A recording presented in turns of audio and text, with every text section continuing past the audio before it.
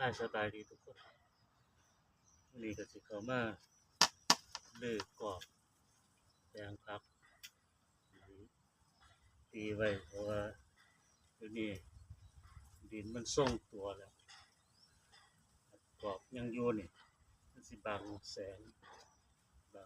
บังร่มต้นผักเลยสิมาลื้อเก็บไปไว้จะใส่ในรุ่นต่อไปเก็บกันทุกคน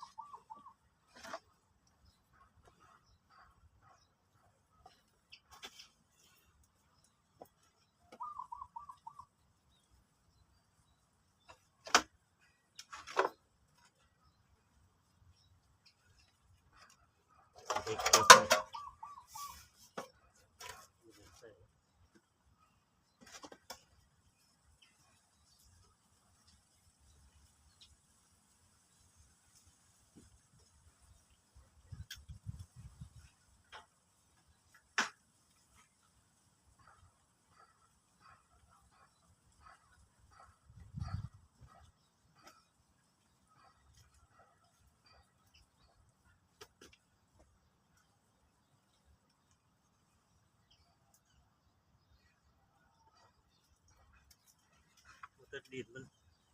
ทรงตัวแล้วเขาก็ถอดเลย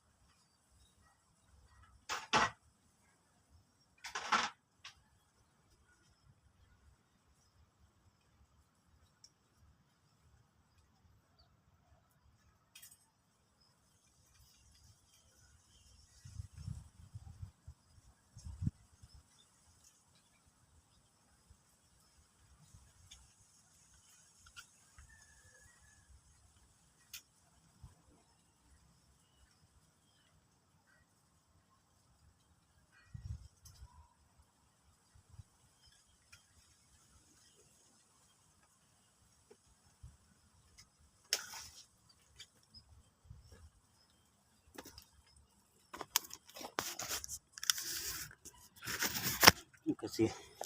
เก็บไปใส่ในรุ่นต่อไปอีกเพราะว่ารุ่นเบิดชุดนี้ก็สิได้ปลูกผักมาอุปกรณ์ก็สิได้ไว้แต่ใส่ในรุ่นต่อไป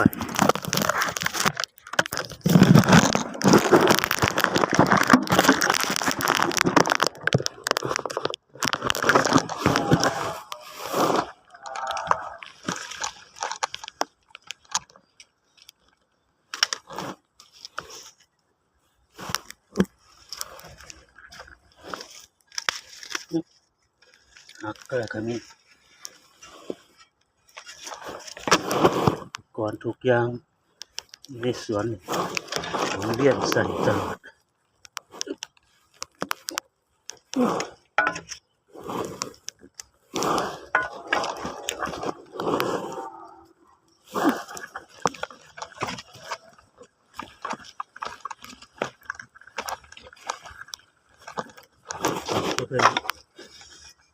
ก็บอันนี้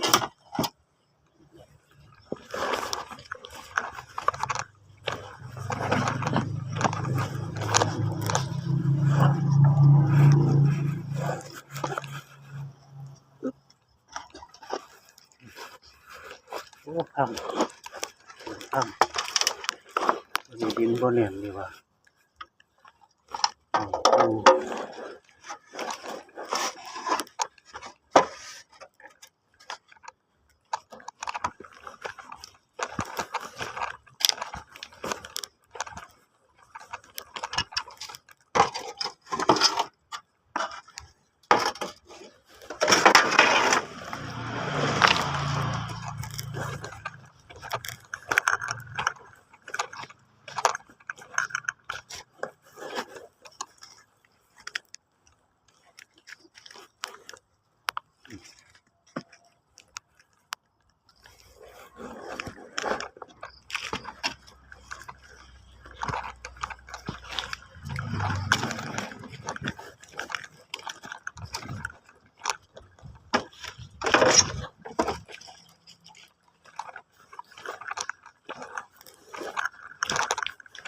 เก็บทุกแปลง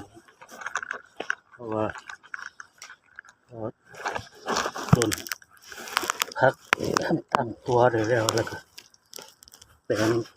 ส่งตัวก็ต้องลื้อออกเพราะว่าคันบ่ลื้อเดี๋ยวกรอบมันสิบังแสงอากาศสิบ่โตเต็มที่โตซ่าต้องเฝ้าออกเก็บออกไปอุปกรณ์ทุกอย่างก็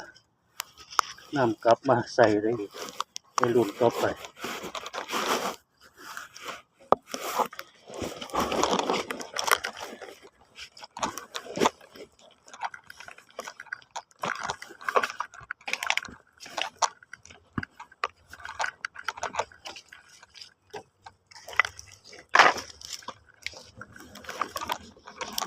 จากนี้ก็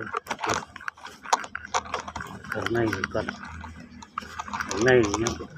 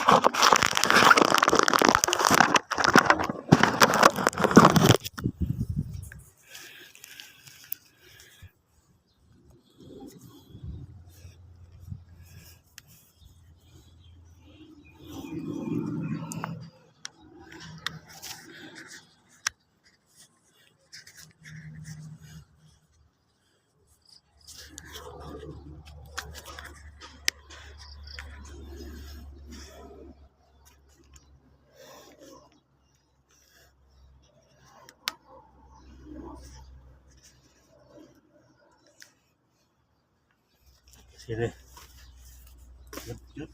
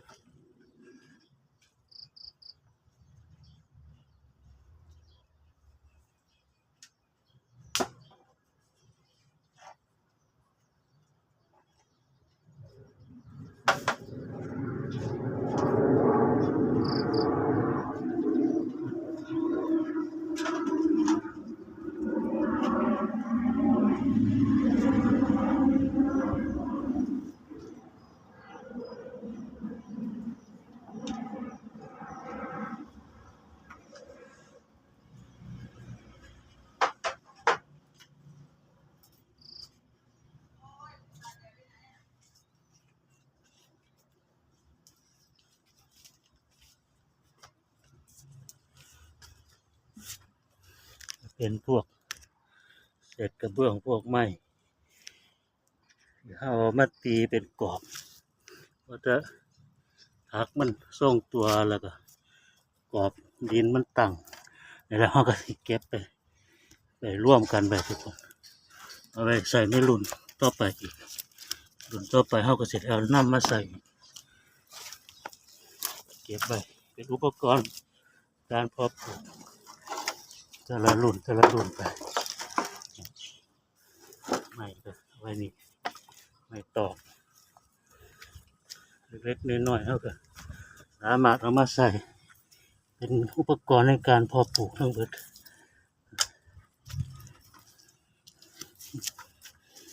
ดินยังฉ่ำน้ำอยู่น้ำชุ่มอยู่ขนาดฝนหยุดไปแล้ว3 วันเลยอันนี้เป็นผักชีลาวเป็นเดือนแล้วนี่ยังบ่ทันได้โตเลยเพราะว่าดินมันฉ่ำน้ำก็เลยบ่ค่อยโตเต็มที่นี่ก็เป็นพวกฝักข้างล่างก็เป็นแปลงผัก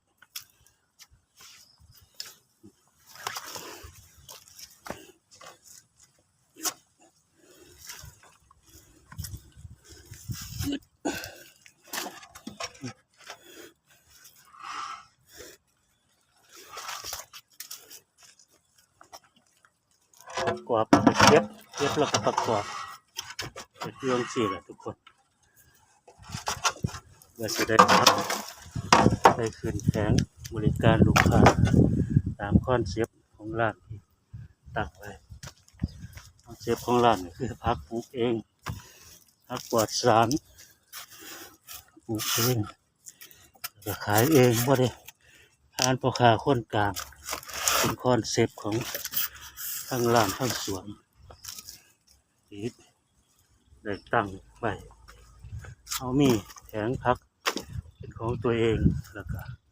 มีสวนผักเป็นของตัวเองเลย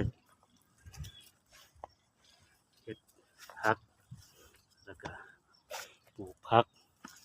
แล้วก็มีแผงเพื่อที่จะไปบริการลูกค้าให้ลูกค้าได้รับประทานสินค้าที่ปลอดสารเคมี